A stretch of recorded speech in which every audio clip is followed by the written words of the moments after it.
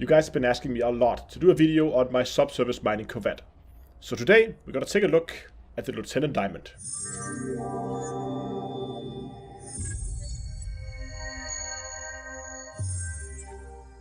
The D2 merch store is open. There are t-shirts, sweaters, hoodies, mugs and tote bags with many cool designs. Head down to the link in the video description and get yourself your merchandise today. Hello ladies and gentlemen, and welcome back to Elite Dangerous with Down to Earth Astronomy. So today we're going to take a look at the subsurface and laser mining Corvette build that I've been testing over the last couple of weeks. It was named during one of my recent live streams to the Lieutenant Diamond, or the LTD for short. But before we start, I just quickly want to touch upon the choice of ship, which might seem a little odd. The ship is built on a federal Corvette, and the reason why I chose the ship was because previously I've been flying a Python, really liked it, nice maneuverability, really enjoyed it, but the cargo just wasn't up to the task. We're collecting quite a bit more material when we're out in the triple hotspots now with subsurface mining, and that means the mining trips in the Python were getting really short, down to like half an hour to fill a cargo. And that just meant I spent an disproportionate amount of time traveling back and forth to empty my cargo. So to try and get back on around the 1 hour mark per mining trip, I had to scale up for something with more cargo. However, I didn't want to lose out on the maneuverability, and therefore the natural choice was to go with a federal Corvette. An Anaconda could also have been a decent choice, but I tried to stay away from the cutter because of its tendency to drift and not being so easy to handle around tight areas and fast spinning asteroids. So let's go over the builds. We're going to go over everything, the modules I chose, the engineering that I put on them, and why I've chosen them, and how you can change it to match your playstyle. Let's dive into the hard points to start with, and in the two huge slots I have the two subsurface displacement missiles.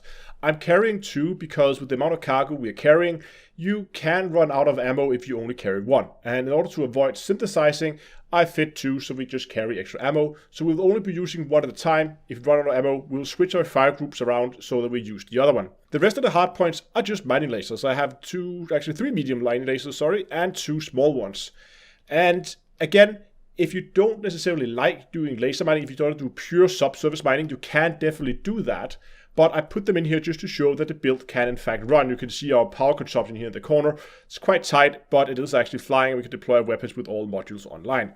If you don't want to fit the lasers, and you maybe want to go for some defense, if you're going to be taking out NPC pirates, or you just want some damage on your ship, what I recommend you do is, of course, remove the mining lasers and then take the subsurface displacement missiles and move them down here in the medium hard points. I've chosen this layout as it is right now because the subsurface displacement missiles doesn't really matter how far away you are from the rock, but you do want to have it as close to the center of the reticle as possible, and these are the two best locations on the Federal Corvette for that. Moving on to the utilities, I of course have a pulse wave analyzer. I have a 0A unengineered. You can make do with a smaller one, a B, C, or D rated even, can be just fine. So if you want to put on some weapons and have a little bit more power for that, then you can definitely just downgrade this and it shouldn't hurt you too much. The rest is just shield boosters, and it might seem odd, like why do I need this many shield boosters on a mining ship?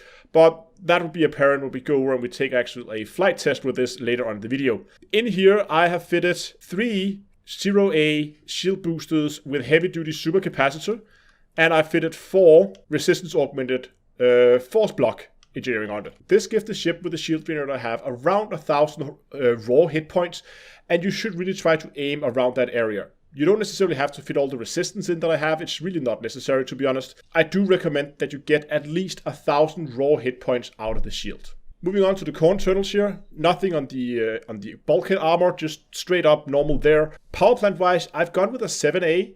You can fit an 8A if you want to have that extra power for something, but we don't really need it in this case, so I've gone with a 7A just to get a little bit extra jump range and a little bit extra maneuverability. This case here, it is engineered with overcharged 5 and a thermal spread for a little bit better thermals. For the thrusters, nothing special in here. 7A thrusters with dirty drive and drag drive, pretty standard for good maneuverability ships. Frameshift drive is also very standard with increased range and mass manager. The life support is D-rated, again for better weight and jump range. And this is again modified with lightweight to make it even lighter. The power distributor is charge enhanced and super conduit. Again, pretty standard stuff. This setup also does allow you to fire all 5 mining lasers at the same time until you've completely depleted the rock without you running out of capacitor or overheating. The sensors, again, 8D sensors that are also lightweighted for that extra jump range and better maneuverability. This leads me on to the optional internals. Here I have all class 7 slots filled up with cargo racks of 228 tons each, giving us 384, I think. Plenty for about an hour's of mining, so that should be just fine.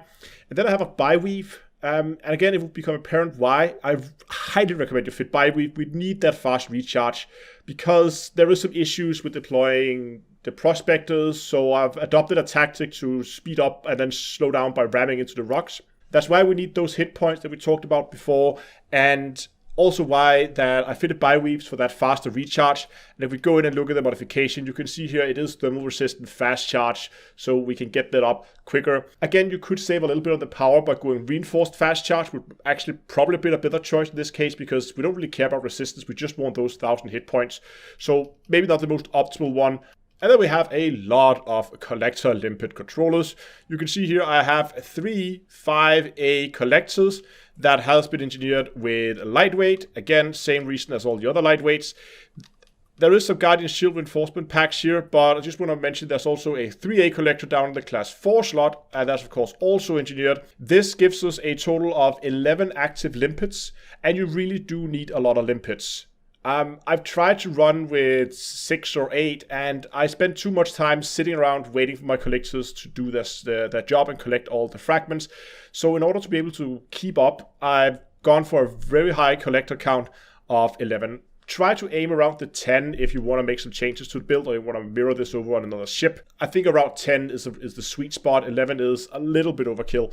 But as I said, we have 2 Guardian reinforcement packs. These are pretty much only here because it's military compartments and there was nothing else that we really needed, and it does help push us towards those at least 1000 hit points that we need. So if you have access to them, you can fit them. If you don't, just leave these slots empty or put in whatever you feel like. In the other class 4 slot, I have a refinery. It's a class B refinery, not because it's better or anything, just because I had to gain a little bit extra power to run all those mining lasers. You can run a 4A, that would be pretty much just 1 ton extra of cargo. That's all it really gives you. So it's not a big deal, and it saved me a little bit of power. Alternatively, if you want that extra ton of cargo by having the A-rated refinery, you can just downgrade your pulse wave scanner instead. So then I have a 3A prospector. I do recommend a A-rated if you're going to go laser mining. You don't really need a 3. A class 1 will do you just fine. But since it was in a class 3 slot anyway, I figured why not? So I have that extra active limpet in case I need it. And then finally, of course, we have the detailed surface scanner. It is just there so we can see the hotspots and that you can actually scan the rings in case you want to go and do that. Finally, I just quickly want to talk about some of the statistics. You can see the jump range here is around 25 light years, and I currently have a empty cargo. With a full cargo, we'll do around 20 light years. I should say this ship is really designed to be supported by a fleet carrier. And then I quickly want to cover the firing groups. There's something you guys always request when I do ship builds, and of course it should be included. I have set up a total of 3 firing groups here. My first fire group here has one of the subsurface displacement missiles. I will use this until it runs out of ammo. When the first one here is out of ammo, I would swap over to the other one and then use that. And then hopefully before that runs out, I have filled up my cargo. Together with that, in the same firing group, I put all my collectors. And I do that because when I'm sitting there and I'm subsurface mining and I'm holding down my trigger, waiting for the little thing to scroll by the blue areas so I can release the fragments, while I'm holding down the trigger, I'm also activating the limpet controllers. That means while I'm sitting there and I'm trying to get materials, it's also launching limpet at the same time. This means you never have to worry about where your limpets are, do you have enough, or switch firing groups to launch them. If you're mining, they will be there and they will be ready to pick up your materials. It's for the exact same reason that we have this other firing group right next to it that does include mining lasers. You could save a little bit of space if you only want 2 groups and put all the mining lasers over here on the secondary trigger. That is definitely an option. And the final firing group I have here is my prospecting group. I have the pulse wave analyzer on the main trigger, and I have my prospector limpet on the secondary trigger. So let's take this out for a spin, and let me show you how you should fly this ship to use this to its full potential. First of all, of course, we need to find something to mine, so we're going to switch over to our fire group here with our pulse wave scanner and our prospectors. Before we fly though, I want to say that there's a lot of pips management in this build, so I'm going to be talking a lot about it. The default layout for your pips you should have most of the time is 4 pips to engines and 2 pips to systems.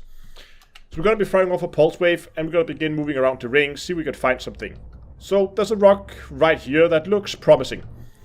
Use your boost. We're going to boost a lot. Keep just flying straight towards the rock. Don't try to fire your prospect. I'm going to show you a bit why. Keep boosting. Throttle back, and just before you hit the rock, 4 pips to system, full reverse, and then fire off your prospector. And the reason we use the tactic is twofold. First of all, it allows us to move between the rocks a lot faster and do a pretty much an instant stop. And you can see our shields are going to handle this just fine. It's going to recharge quite quickly. Now let's see if we were lucky and got some subsurface deposits. No, we didn't. So we're going to look for the next rock. Okay, so in this case I actually got 31% low temperature damage, which is pretty good. So we can switch over to our mining laser group. Of course, when we switch to the mining laser group, our pip layout should be either 2 to engines and 4 to weapons, or 2 to systems and 4 to weapons. It really depends. Right now I am losing about 1 ring of shield, so I'm going to go 2 systems, 4 weapons, fire that off. And as you can see here, of course, we're going to remember to open our cargo hold. Look here while we're mining. Collectors are being fired off, and I'm just sitting here nicely managing our power, and you can see the rocks being depleted rather quickly. We're not overheating, and we have plenty of power for the lasers to just keep mining the rock until it's done. Now, another reason why we're using that fly and slam into the rock tactic is also because we're actually flying a lot faster than our limpets can fly, so we can reach the rock a lot quicker. And also the Corvette has a tendency to kill its limpets just as they're being launched if you're launching them at speed. We can try to go down to this rock down here. It's not the best spot. It will be okay for this demonstration here. What you can do is you can try to use your upward thrust as you launch the limpet, and you can sometimes get it out, and then you need to get yourself out of the way so it doesn't fly into your ship. Then you can get limpets out, but I'm most likely going to reach the rock before the limpet. You can see now it's lagging in behind me, and now I have to slow down and wait for the limpet to catch up. So it's a lot more efficient to just fly full speed into the rock. See, I've been slowing down for a while now. I could fire off my next limpet here. There we go, and it's already hit. And there comes the other limpet behind me. So, even though the difference there wasn't a lot, but I did slow down, didn't boost the last section, I could have got a lot more distance to that limpet behind me. It's just faster to do this tactic, and if you do your pip management properly and you remember to move your pips over to systems, it's not a big deal. You're going to have plenty of shields, as you can see here. Now, did we get anything good here? No. So we're going to just move on and look for more subsurface deposits. Ah, there we go. There's one. Not that there's anything special with this specific build in terms of subsurface mining, but I thought we'd just show it anyway. Again, 4 pips to engines, 2 pips to systems. We begin to recharge it. And then just aim slightly below the actual deposit as you're firing off your limpet or the missile, and it should hit right in the middle. And as always, we gotta go for those 2 and 1 marks, and we just keep on going. Especially if you open our cargo hold, it's gonna be a lot easier. You can of course find the link for the build in the video description, together with a link to the Commander's Toolbox, where this build will also be linked, together with a whole host of other mining ships and PvE ships and all kinds of different builds that are listed over there, alongside a lot of useful tools and guides that will help you in your journey around the Elite. Thanks a lot for watching, guys. I hope you enjoyed this video. If you did, give a like, subscribe, and also next time, I will see you guys in space.